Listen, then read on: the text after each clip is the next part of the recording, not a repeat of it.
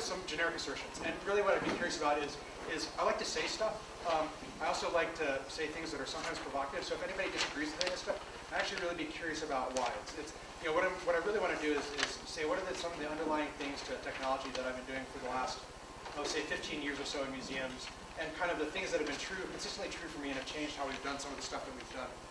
So really one of the things I think has been incredibly fundamental and important is more often to begin to separate content from distribution.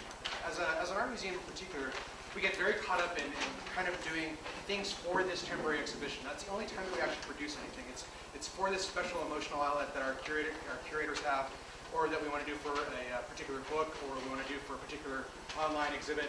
And that ends up creating this very hard cycle of, especially in a resource-constrained environment, that unless there's money for that particular project, these things never happen. And so we've tried to step back from that, and especially as we look at some of the 4 content areas later on, like global computing and data exchange, that you really want to begin to separate what is content from distribution. All those things are really forms of distribution to me, whether it be a book, whether it be a website, whether it be something that appears on a mobile device, whether it's some sort of data format that gets exported to another content management system somewhere else. And really, you want to be in the habit of producing content on a regular basis. Always say to yourself, we have curators or other people that are interested in talking about the stuff that we want to talk about. Let them talk about it more often. Get into the habit of actually producing that stuff. And as the stuff is being regularly produced, there will always be an opportunity for distribution at some point. So, if you have curators that are talking about, say, a Native American pottery collection, get into the habit of talking about that, because the opportunities will always present themselves, whether it be a handheld experience, whether it's a website, whether it's an exhibition. And then once you begin to separate those two things, you don't get caught up in these very nefarious cycles of only funding this special project. So separate the two of those, and it frees up your thinking a lot and how to deal with technology in the first place. You also very much want to think about experience. At the end of the day, I don't want to talk about technology at all. In fact, a lot of the first 2 years I was at the Denver Art Museum, it was really a case of a lot of people had ideas about what they wanted to do in the galleries, how they wanted to do it, why they wanted to do it. I didn't care about any of that. What I really care about is the experience that you want to get at. So when we looked at some of the examples this morning, so the artist studio where you had the X movie moving around on the table, the original idea is we wanted to humanize the artists that we had there. And so we spent a lot more time thinking about what was the best way to get to that sort of content. Not that we wanted some sort of video display, not that you needed some sort of switching mechanism, but we really boiled it down to the very base elements of what's the good experience that you want to get at. And that's always the thing that we drive back to. Especially if you work with any exhibit design firms, you always have what are the 1 or 2 basic takeaway messages. And it seems with technology, that gets incredibly clouded for people. It's we want to do a website for this. You don't ever want to do a website. You want to have a better way to engage with people. You want to be able to engage with people during the middle of the night when your museum's closed. You want to have people find a way to view the objects in your collection. Those are the actual goals that you have, not that you have a website, not that you have a content management system, not that you have a handheld experience. So begin to separate those two things. Divorce yourself from any sort of technology you've ever seen in your life, and think about what you want to do, and then let people that actually know a lot about technology, not to say that you don't, let them come up with unusual solutions or new solutions to try and do the thing that you want to do even better than perhaps you originally thought about it.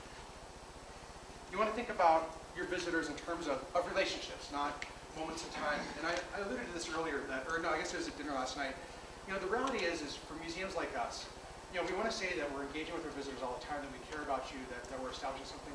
The reality is, unless you've given us a lot of money, and that's usually $20,000 or more, when you come the next time, we have no idea who the hell you are. And frankly, we're not making the effort to track who you are. And that's awful, because the reality is if we go back to the modeling things on real life, everybody in this room that I would talk to, say, a week from now, will have a different conversation than we would have had this week, because we've built upon something, right? So we've had a group experience together. We've talked about, so far I'm lecturing, but we'll get to the talking part. Well, you have an engagement that's back and forth with people. You learn something about other people, and you build on that. There's no reason that museums don't begin to take this very long-term view. That's not something necessarily you do this year or that you do over these next couple of exhibits, but rather you're building a relationship for life. And the reason you want to begin to do that is that over time, and if you do think of it from a business point of view, you can begin to monetize those experiences. It becomes very natural to say, I don't mean to keep picking on Nina, but I keep will. When I see something new, I'm going to tell Nina about it, because I know it's something that she's interested in and that she's seen before. If there's a book that somebody's doing, we have a mutual friend that's about to publish a book, I'll tell her about it because we have a relationship. And so it becomes a very natural part of the process, and it builds up something over time, and it builds a dynamic that becomes incredibly important in the institutions, especially when you ask questions about, are you having a segmented population? Are you seeing a generational shift in things? If the earlier you engage with somebody at a reasonable level, the longer they'll stay with you over the long term. And that's really the goal for a lot of museums. from my point of view, I'd rather fail frequently because that tells me where the edges are of doing something interesting. If we did something right all the time, we actually wouldn't really learn anything. I need to get something wrong with our visitors to kind of understand where the thresholds are of engagement with people. So, you never want to set yourself up for the $500,000 failure, but it's going to happen, and you accept it. So that's why the other part is you say, you want to have metrics that allow you to begin to decide, are you failing early on? So if one of your goals is we want to engage with 500,000 people this year, you should know after a month or two that either the strategy you currently have isn't working, rather than riding it out to the bitter end and wasting the last bit of money that you have and trying to beat it into the ground, except that maybe it's not right early on. Be able to step back from it and don't be quite so close to it and say you could do this differently. For example, the open opportunities. One of the things I've had the pleasure of being able to do in the Denver area is there's a large startup and venture capital scene located up in Boulder. And so early on, I was able to befriend a number of venture capitalists that were able to create introductions. And the reality there isn't that it's been a painful process, right? This is another failure. That I have people that will reach out to the heads of Google or the heads of Yahoo in a heartbeat. In fact, when we did those phones we saw in that psychedelic poster show, at some point we learned that we were probably going to run around the limits of how much you could upload to YouTube in a day. And so we were able to contact a VC who contacted another VC who was one of the primary funders of YouTube, and we magically had a different restriction the next day. It ended up, and this was on a Sunday night at 9 p.m. But the downside of having that kind of community is every time they want to make connections for us, we're a museum. We don't move that fast. What's normally in the real world a 6-month project is a 3-year project at our institution. And it's tragic. So there's people that are ready to change the world for you overnight. We can't do jack with that. And it ends up being brutally frustrating. Now, the flip side of that is that we've tried to play a role where we will talk to anybody anytime, right? You're never sure where the opportunity is going to lie or where you're going to find a collaborative effort that makes sense later on.